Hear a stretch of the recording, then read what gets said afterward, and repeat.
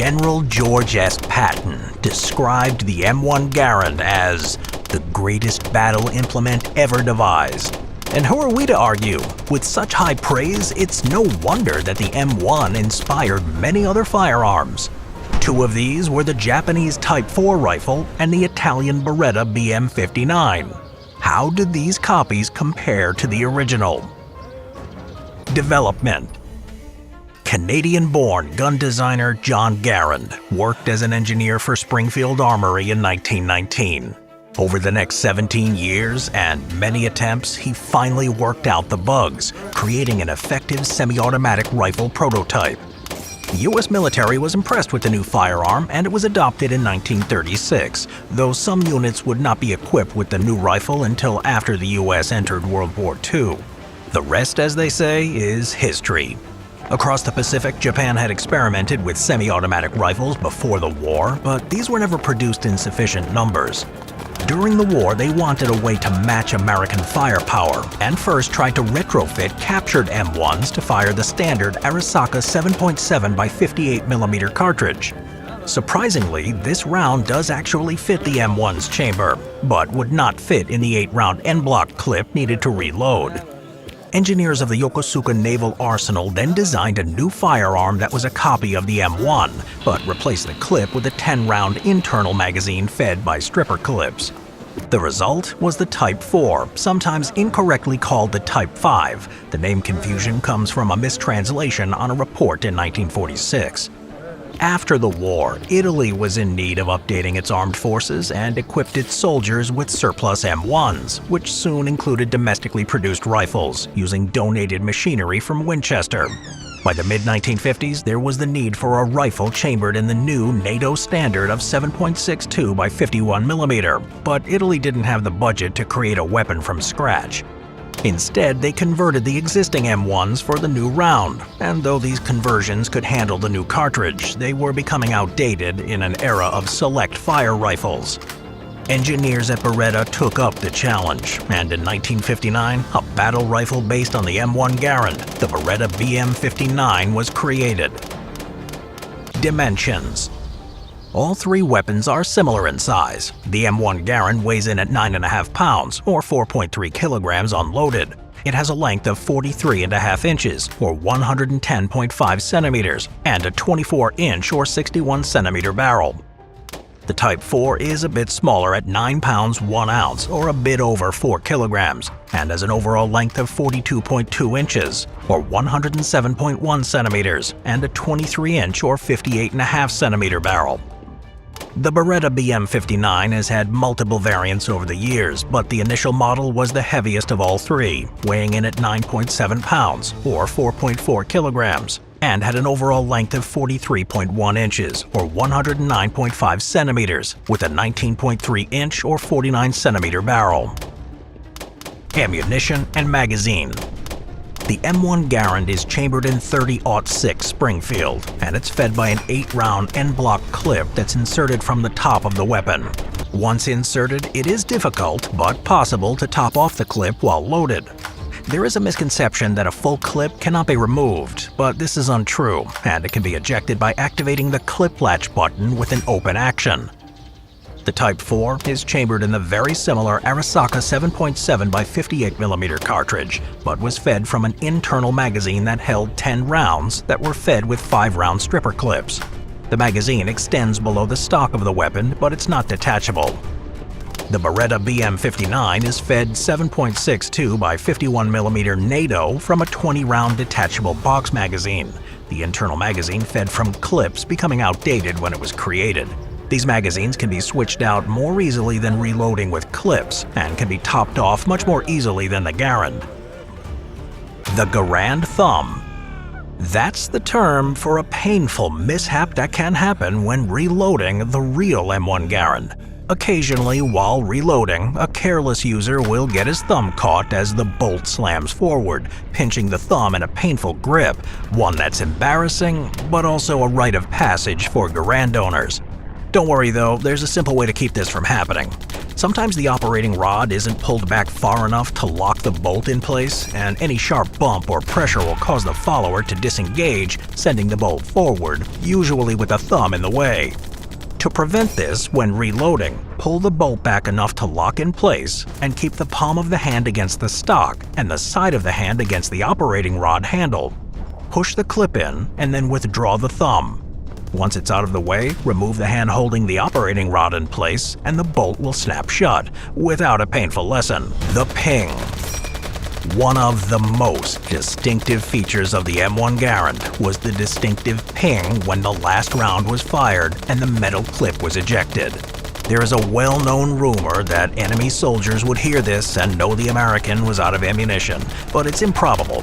Most battles weren't close enough for the enemy to hear, and it's unlikely that they would hear the sound over countless other rifles, machine guns, explosions, shouting, and general confusion of battle. Because the Type 4 uses stripper clips and the BM-59 is magazine-fed, neither makes the satisfying ping when out of ammunition. Rate of fire.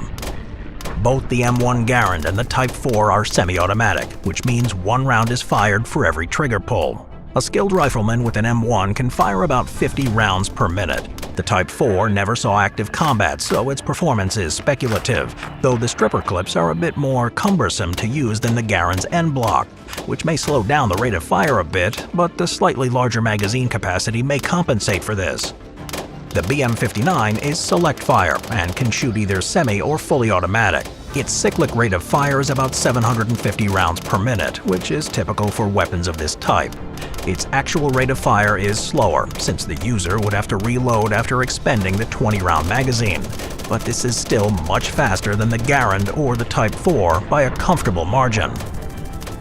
Production and users. The M1 Garand was first adopted for service in 1936, becoming the standard-issue American rifle in both the Second World War and Korean War, and variants were used in Vietnam as a sniper rifle. In total, about 5.4 million Garands were made until production ended in 1957. They have been used by militaries around the world, given away after World War II as a surplus, and were used in combat as recently as the 1980s. After it became outdated, the basic design would be updated into a magazine-fed select-fire battle rifle, the M14.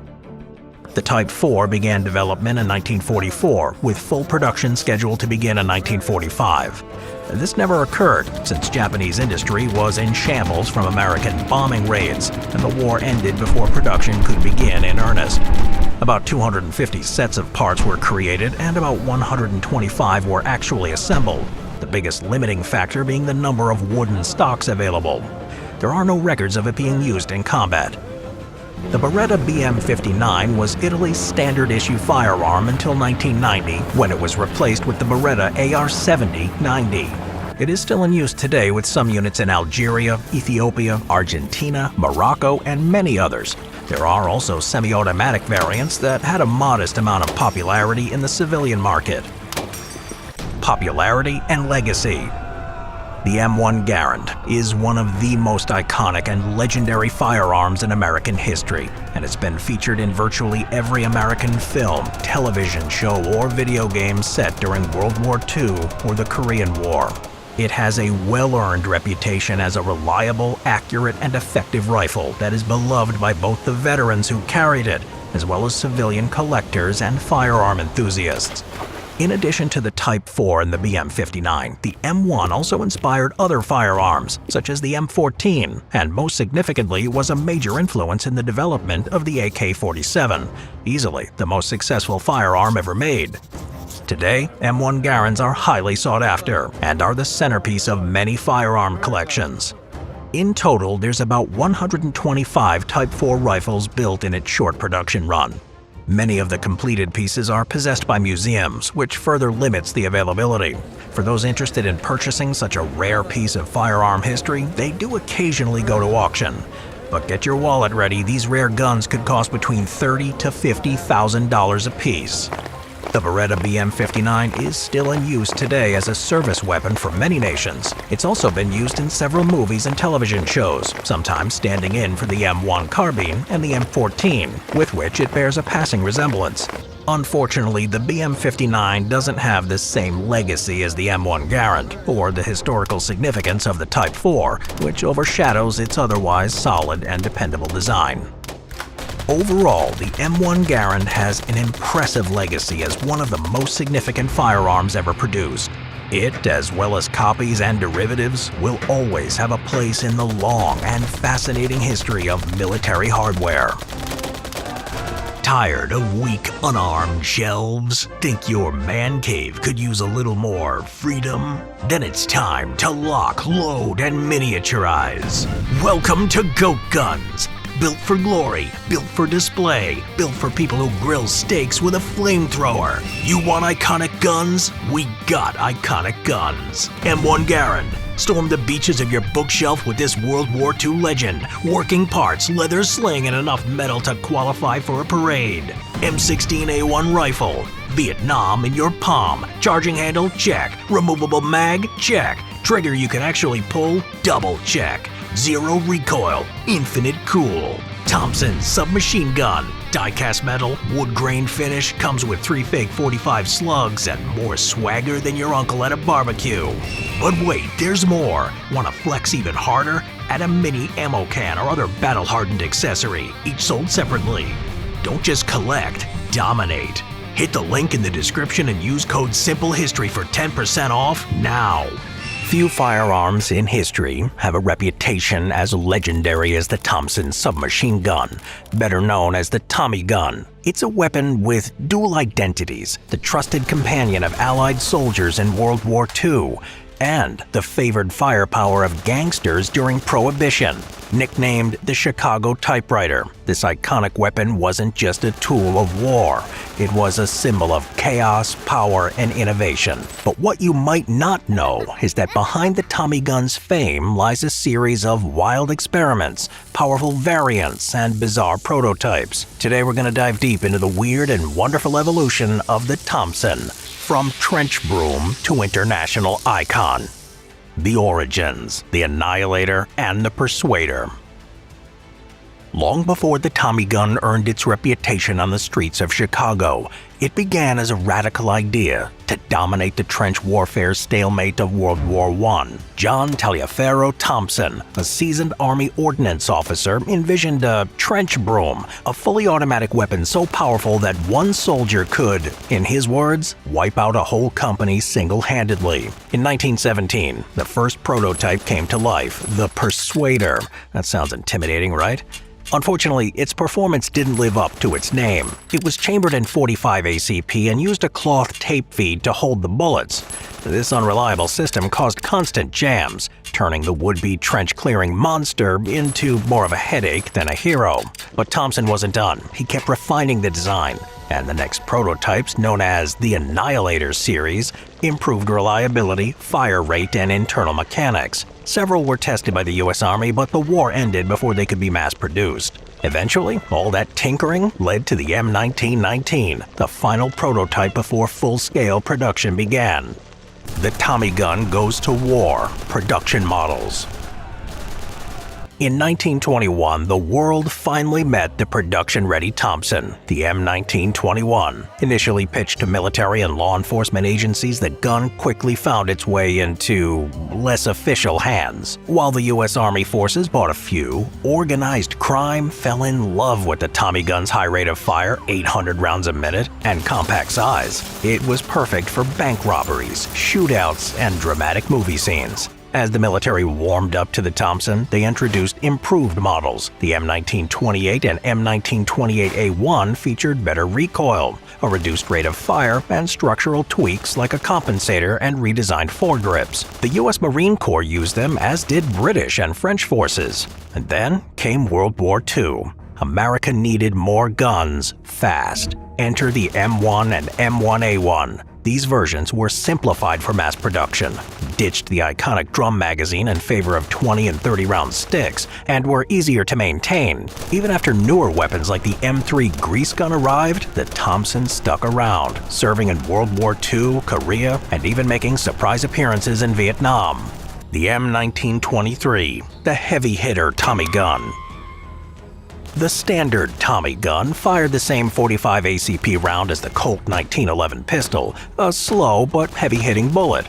But what if you needed more firepower? That's where the M1923 Heavy Thompson came in. Built off the M1921 design, this beast featured a longer barrel with cooling ribs, a beefed-up frame, and a new cartridge, the .45 Remington Thompson. This round was no joke, doubling the muzzle velocity of the original .45 ACP at 1,450 feet per second. The M1923 was essentially firing full-auto Magnum rounds. It was pitched as a competitor to the Browning automatic rifle, the BAR, but the military passed. Only a few prototypes were ever made. Still, it proved one thing: you could make a Tommy gun terrifying in entirely new ways, turning the Tommy into a rifle, the Thompson Light Rifle. By the 1940s, the military needed something lighter than a rifle, but more capable than a pistol. A new competition aimed to create a lightweight semi-auto carbine for support troops, drivers, artillery crews, and others not on the front lines. Auto Ordnance, the company behind the Thompson, entered with the Thompson Light Rifle. But there was one big problem. It was supposed to weigh under 5 pounds, and it came in at over 10. Despite the weight, the design was clever. It fired the .30 carbine round, had a quick-change barrel system, and featured stamped steel parts for easier production. It was even capable of both semi and full-auto fire, a rare feature at the time. Unfortunately, it lost out to what became the legendary M1 carbine. There was also a wild attempt to chamber a Thompson in .30-06, the full-size rifle round used in the M1 Garand. Only one prototype was made, and thankfully, no one had to fire that shoulder shredder in battle. British experiments, the BSA Thompson. The Tommy gun may be an American icon, but across the Atlantic, the British were also intrigued. In 1926, Birmingham Small Arms (BSA) produced a radically reimagined Thompson chambered in 9mm. This version looked barely like a Tommy gun, resembling more of a traditional rifle. With a blistering rate of fire at 1,200 rounds a minute, it was fast, too fast. It was nearly impossible to control, and only a handful were built before the project was shelved. They tried again in 1929, this time with multiple calibers, a compensator, and better sights. But even then, only about 10 to 15 were ever produced. The Silenced Assassin, the Quiet Thompson. During World War II, British commandos needed a weapon for silent operations behind enemy lines, and the Thompson, firing a naturally subsonic round, was a perfect candidate for a suppressor. They mounted a hefty suppressor on the M1 Thompson, reducing its noise significantly. While it performed well in the field, it came at a cost. The suppressor added over 9 inches and more than 2 pounds of weight to an already bulky gun. The silenced Thompson saw limited use before being replaced by the lighter, quieter, suppressed Sten gun in 1943. Tommy guns in China, an unlikely battlefield. In the 1930s, the U.S. shipped surplus Thompsons to China to help fight Japanese forces. Many were outdated M1921s, and China began producing its own copies, especially in Sichuan province. The big issue? Ammo. The .45 ACP was rare in Asia, so many of these Chinese Thompsons were rechambered for 7.62 by 25mm Tokarev, a far more available round. Ironically, both sides of the Chinese Civil War used Thompsons. And during the Korean War, Chinese forces, now under communist control, clashed with U.S. troops, with both sides sometimes armed with the same gun. Confusion in the trenches? Yeah, you bet. The Legacy.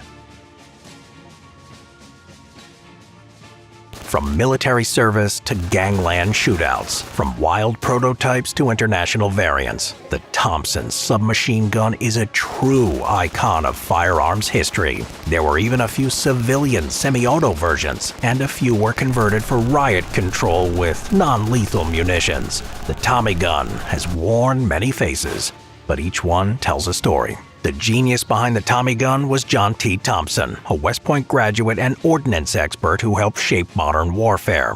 His fingerprints are all over the iconic weapons: the M1903 Springfield, the M1917 rifle, and the legendary M1911 pistol, which came about after his experiments in a Chicago slaughterhouse of all places. He believed a combat pistol should be at least .45 caliber. And when John Browning delivered the M1911, Thompson's instincts were proven right. Even after retiring in 1918, Thompson played a key role in building rifles for both Britain and Russia after the war. And years before the term assault rifle existed, he was already envisioning weapons that filled the gap between pistols and rifles. To put it simply, if a firearm was shaped in the early 20th century, John Thompson probably had something to do with it. From gangsters to GIs, prototypes to legends, the Thompson submachine gun is more than a weapon. It's a story of ambition, innovation, and adaptability.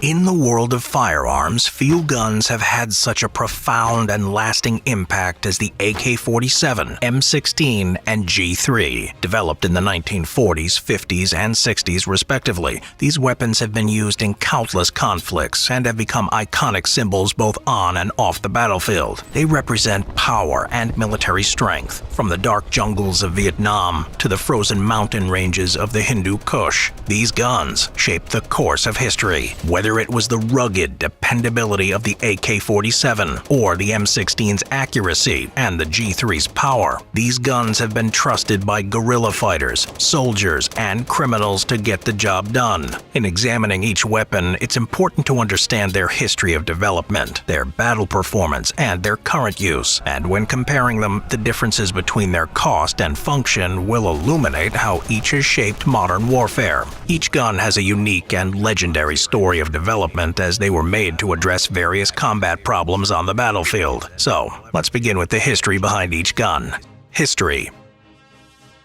The AK-47 was developed in the Soviet Union by Mikhail Kalashnikov as a weapon to defend Russia from the German invasion. A soldier himself, Mikhail was wounded in combat, and while recovering, heard countless soldiers complain of the unreliability of their rifles. Kalashnikov vowed to level the playing field for his countrymen and develop a weapon that could compete with the German guns. After a few years of development, he created the automatic Kalashnikov Model 1947, or AK-47. It was a hybrid of the previous rifle technology innovations, taking the best features from the American M1 Garand and the German STG-44. It's chambered for a 7.62 by 39mm M43 cartridge and is a select-fire rifle that combines the power of a machine gun with the accuracy and range of a rifle. With the development of the weapon, Russia was able to supply its communist allies with serious firepower during the Cold War and thwart the United States in Korea and Vietnam. The G3 was the product of Mauser engineers who worked in collaboration with a Spanish state-owned agency at the Light Weapon Development Group in Germany during the 1940s. However, after World War II, the German engineers in charge of the project were brought to French technicians at Centre d'études et d'armement de Mulhouse in France, where they were supervised. From here, the rifle was completed and eventually accepted into service with the Spanish Army as the Modelo 58, using the 7.62 by 51mm set-me round. It was adopted by the West German government and produced by Heckler & Koch, proving itself successful in the export market. During the Vietnam War, the United States wanted a gun that could match the AK-47 in the battlefield, needing a gun that utilized a smaller caliber and a higher velocity than the M14. The M16 was developed to be lighter, carry more ammunition, and operate reliably in harsh weather conditions. After gaining popularity among soldiers in Vietnam, the M16 became one of the most influential guns in history and ushered in a new era of lighter, higher velocity guns. To this day, the M16 is used by the United States, which is a testament to how well it's built. It's the most widely used of the entire M series and is lighter and more accurate than its predecessors. Cost.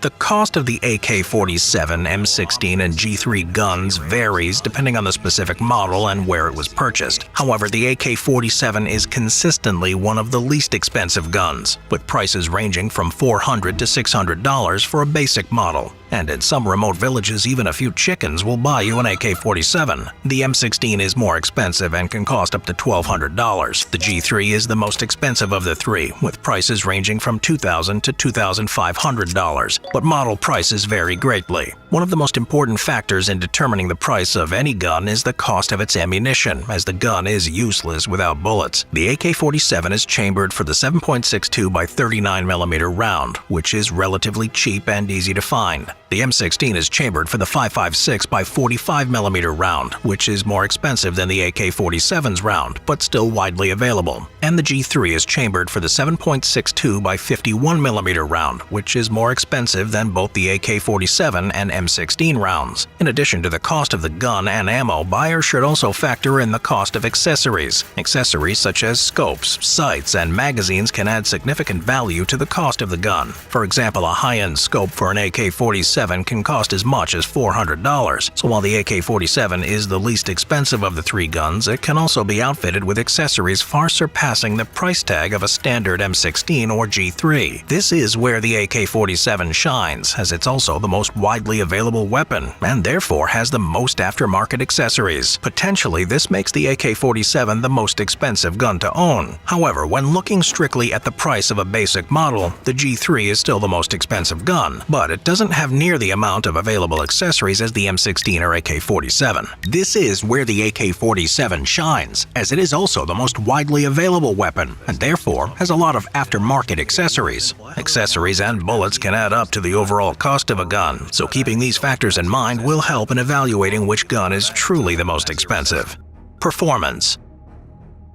On the battlefield, the AK-47 has proven itself countless times, featuring a long-stroke gas piston, a rotating bolt, and a stamped receiver. This gun is an extremely reliable and rugged rifle, functioning in adverse conditions and with minimal maintenance. It's also known for its simple design and operation, which makes it easy to use and maintain for those with little mechanical experience. The AK-47 is very intuitive and capable of firing in semi-automatic and fully automatic modes, while being accurate up to 300 meters. The M16 is also a select fire rifle, but differs from the AK in its direct impingement gas system, rotating bolt, and aluminum receiver. The M16 is known for its accuracy and light weight, with a maximum effective range of 500 meters. It's also known for its relatively low recoil and high rate of fire, making it an effective weapon in close quarters combat. The M16 expands upon its versatility with its ability to switch between semi-automatic and fully automatic modes. The G3 is a select fire battle rifle that separates itself from the other two guns with a roller-delayed blowback operating system, a fixed barrel, and a stamped receiver. The G3 is a highly accurate rifle with a maximum effective range of 600 meters. It's also known for its reliability and durability, making it a popular choice among military and law enforcement personnel. The G3 is capable of firing in semi-automatic and fully automatic modes. Overall, the AK-47 is the most reliable and rugged of the three. However, its accuracy and range are limited compared to the M16 and G3. The M16 is the most accurate of the three, with a maximum effective range of 500 meters and a relatively low recoil. The G3 is the most powerful of the three, with a maximum effective range of 600 meters and good accuracy. All three weapons are capable of firing in semi-automatic and fully automatic modes.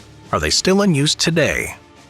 Not surprisingly, all three guns in question are still in use today. The AK-47 is the most widely used assault rifle in the world, with over 75 million of them to have been produced since its introduction in 1949. However, the simple design of the AK means it's easy to manufacture, and some report that over 100 million AK-47s are in circulation around the world. It's used by the armed forces of over 50 countries, including Russia, China, and much of the Middle East. The M16 is also still in use by many countries, including the United States and its allies. It's the standard issue rifle of the U.S. Armed Forces and has been since the Vietnam War. Finally, the G3 is still used by the German Army and many other countries, including Turkey, Portugal, and Greece. Shared features among each weapon remain central to defining what a good gun is and generally revolve around durability, power, and ability to be mass manufactured. The AK-47 is noted for its reliability, especially in adverse conditions like dust, mud, and high temperatures.